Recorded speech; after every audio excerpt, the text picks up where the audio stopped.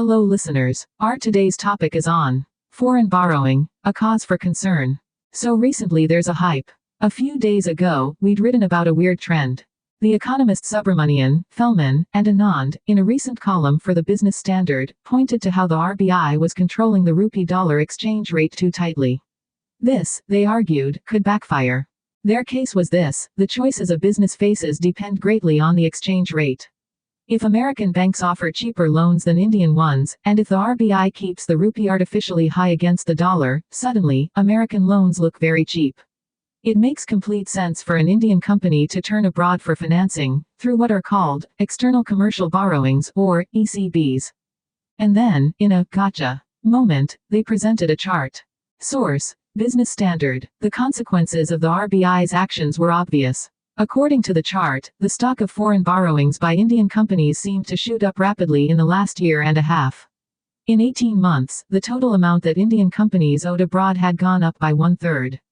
This could cause all sorts of problems down the line, including putting massive downward pressure on the rupee when all those companies paid back their loans. A recent report by SBI Research, however, pushes back against this narrative. Here's what they say. That graph is wrong. There are actually two possible numbers you can use for corporate India's outstanding ECBs. There's an RBI estimate of $190 billion. And there's a far larger estimate, $273 billion, that the authors probably took from Ministry of Finance MoF data. The difference between the two is over $80 billion. That, funnily enough, is almost exactly as much as SBI's market capitalization. Think about that. The confusion surrounding how much we borrow from abroad is bigger than the size of India's largest bank. Which number should you trust? SBI Research goes for RBI's smaller number. Why? Well, MoF's numbers include investments of $73 billion that foreign investors made in Indian sovereign and corporate bonds. That, SBI Research says, has no place in India's ECB data. Those are usually temporary investments by foreign portfolio investors who are just hoping to make a good return. That's hardly the sort of calculated, exchange rate-based loan arbitrage that Anand, Fellman, and Subramanian were pointing to. When you ignore bond investments, the difference between the two numbers disappears. It no longer looks like India's foreign borrowings are skyrocketing. Instead, they go up by a mere $16 billion over 30 months. That's far more normal. Source: SBI. Is this just a reversion to the mean? While exchange rate dynamics may make external borrowing look attractive, there's an invisible cost that can even things out. Because borrowers know that exchange rates can change overnight, they have to hedge their foreign borrowings. Almost 2/3 of all external borrowings by Indian companies are hedged. This hedging activity adds extra costs to anything they borrow. That can narrow the supposed benefit you get from controlling the exchange rate. SBI Research does agree, for the record, that the cost of external borrowing has come down slightly over the last couple of financial years. Source: SBI. It also believes that there was a lot more external borrowing in fiscal 2024 than in fiscal 2023.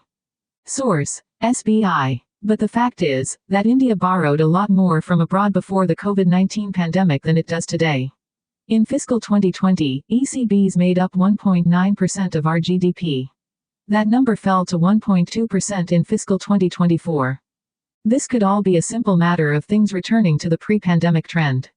Is this part of a broader investment story? There's another way of looking at things. Indian corporates may be borrowing more from abroad because they're finally investing more in India.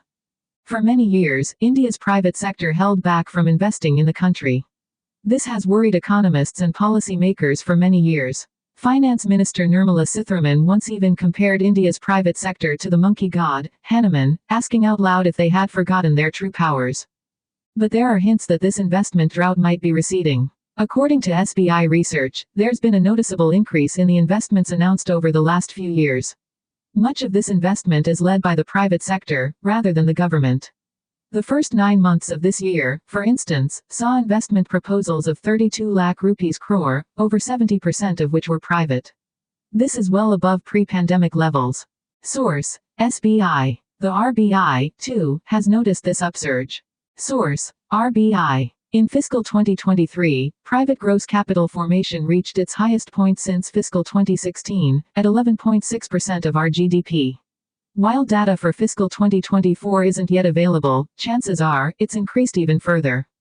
It's not just SBI research, by the way. Late last year, CareEdge Ratings pointed to how capital goods companies have seen a large surge in orders in fiscal 2024, which might be another positive signal. Source: Care Ratings. When you look at the ECB data for the last fiscal year, you find that around half of it is earmarked for capital goods, modernization, and capital expenditure. That seems to fit this very different narrative, that India's rising external borrowings come from its higher appetite for business. The lesson: avoid macro tourism. So, which narrative should you trust? We can't tell you for sure. India's economy is a puzzle, and nobody knows how the pieces fit together. If there's something this episode goes to show, it's that statistics are messy. To paraphrase the famous quote, statistics are like lunges. What they reveal is suggestive, what they hide is vital. A number only has meaning when you attach a narrative to it. That narrative distorts the insight a number gives you. Economists at the pinnacle of their careers, too, have long, heated battles on individual numbers and what they mean. This is just one such battle. Lay people should expect to be confused by the mess of it all. Many investors are drawn to macro tourism. They make investment decisions by looking at high-level economic statistics and trends and using them to create hypotheses about an entire economy. Unfortunately, this is a terrible strategy, especially if you're not used to digging deeper. All numbers have layers of context. If you don't look for context, you'll probably miss it. If you're not aware of how exactly the nuances play out, you can end up going very, very wrong.